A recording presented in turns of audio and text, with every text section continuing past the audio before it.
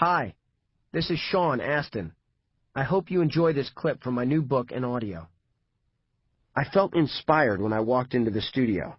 It was like another rite of passage. My father had been through this. So had countless other actors. It was a process bathed in trust. You had to put your faith in somebody else completely. To that end, I was offered a tour of the facility, designed to set my mind at ease by making the work less mystical and frightening. They showed me masks and molds that had been designed for other actors. And then it was my turn. Inspiration turned to fear. "You ready?" Howard asked. My mouth was dry, so I just nodded. "Okay, have a seat." I tried to project confidence, but inside I was dying.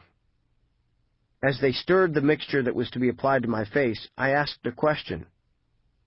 "What happens if I have trouble breathing after it hardens? Do you do a little tracheotomy or something?" Howard laughed. "Don't worry, you'll be fine." They kept talking, making jokes, trying to put me at ease. Really, though, I wasn't in the mood for conversation. I tried to be cordial, but what I wanted to do was just close my eyes and get through it. "Some people tell me it's quite a soothing experience," Howard said, scooping a handful of glop from a bucket. Splat. He smeared a patch over my cheeks and forehead. I tensed. Just breathe. That's it. Nice and easy. Then a funny thing happened. The nervousness went away.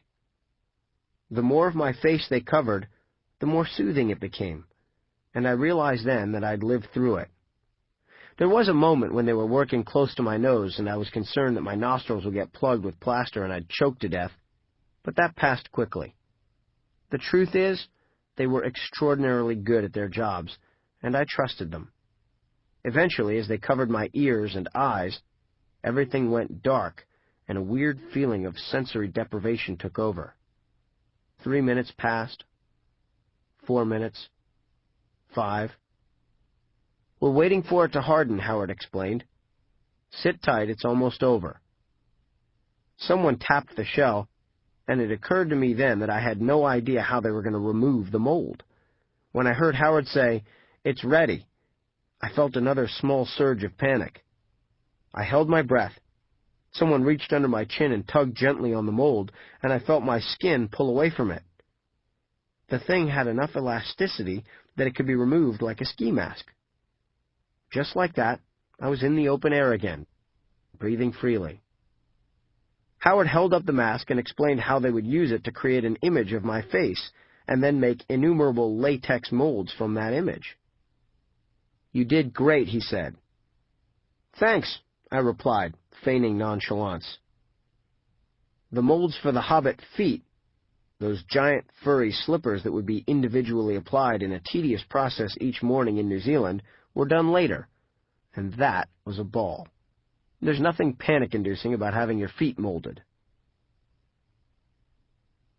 I arrived with my family in New Zealand on the last day of August 1999, and along with the other actors portraying members of the Fellowship, immediately began an intensive training period.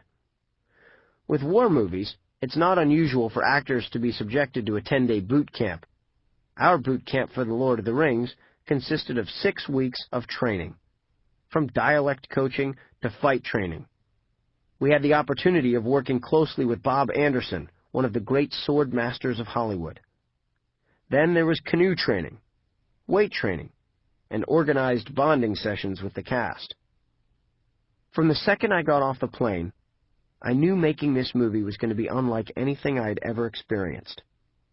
Usually, if you travel halfway around the world to film on location, you're given time to adjust, to get comfortable.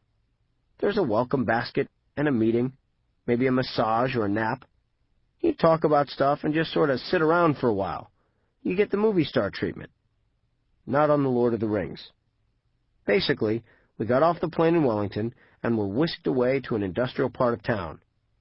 You would think that with a $270 million trilogy, filming would take place on something that at least looked like a Hollywood soundstage. There were no wrought iron gates, no Warner Brothers water tower, no Hollywood sign, nothing. New Zealand is a breathtakingly beautiful place. But Wellington is a city, and like any city, it has its industrial side. And that, mixed with a nearby quaint neighborhood, is where we set up shop. Specifically, in an old, abandoned paint factory. Peter was there on the day we arrived, and the atmosphere was a little reminiscent of Willy Wonka. There was all this ambient energy and nervousness about the arrival of Peter. Peter's going to be here now, and his schedule is very tight, so don't expect too much. When he came in, bounding around the corner in bare feet and mangy hair and a rumpled T-shirt, looking like a mad scientist who sort of giggles his way through life, I couldn't help but be amused and impressed. We shook hands or hugged, and he gave us a quick tour. Peter was the proud papa of an extraordinary display of creativity, and every second I was with him, whether I wanted to or not, I found myself studying him. Not just the way he handled the technical aspects of directing a $270 million production, but how he interacted with people. What it was about his personality that prompted people to be drawn to him. What it was in his decision-making process that made him so much smarter than I was. I was in awe, and had to admit to myself that I was at least momentarily out of my depth. Then and there, I resolved to learn everything I possibly could about every aspect of this phenomenal enterprise.